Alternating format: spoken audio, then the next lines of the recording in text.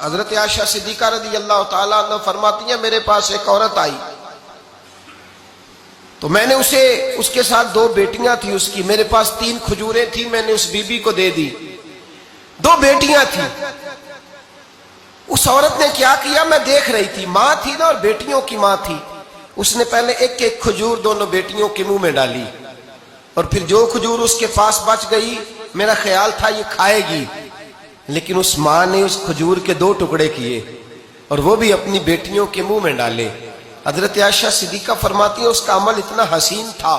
Us be be کے اس عمل کے اندر اتنا حسن تھا کہ میری آنکھوں میں بھی وہ بات رہ گئی، دل میں بھی رہ گئی، روح میں بھی سما گئی۔ اس کے حسن اور تاثیر کو میں بھلا نہ سکی، شام تک وہ کیفیات، وہ انداز، وہ اس عورت کا طرز، اس کا وہ انداز میری طبیعت کے اندر بار بار مجھے اس کی طرف متوجہ کرتا رہا۔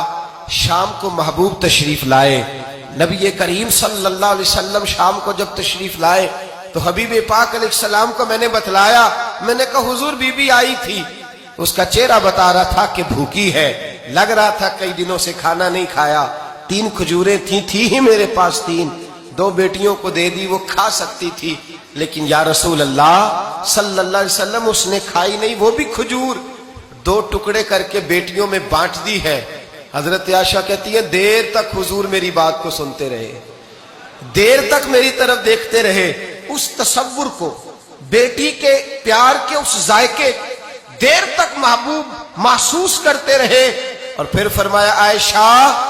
جو دنیا میں بیٹیوں کی وجہ سے آزمایا جائے گا،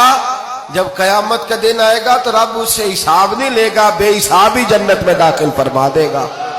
اللہ پھر اس سے حساب نہیں لے گا جو بیٹی کے سبب سے آزمایا جائے۔ یعنی حضور نے باپ کو کہا کہ بیٹی کو مصیبت نہ سمجھنا، اگر کبھی اس کے میکے سے جھگڑے کا پیغام بھی آ جائے، اگر کبھی دوبارہ تجھے اس کی طرف پلٹ کر جانا بھی پڑے، میرے نبی پاک صلی اللہ علیہ وسلم سے کسی صحابی نے کہا تھا یا رسول اللہ بہترین صدقہ کون سا ہے؟ حضور بہترین صدقہ کون سا ہے؟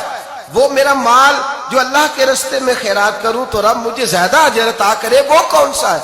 تو میرے نبی پاک نے فرمایا اگر تیری بیٹی واپس لوٹ آئی، طلاق کی وجہ سے یا بیوہ ہو کر واپس آ گئی، اور تجھے اس لوٹنے والی بیٹی پر کچھ خرچ کرنا پڑا، تو تیرے رسول کا وعدہ یہ ہے کہ اللہ تجھے اس روپے پر سب سے زیادہ اجر عطا فرمائے گا۔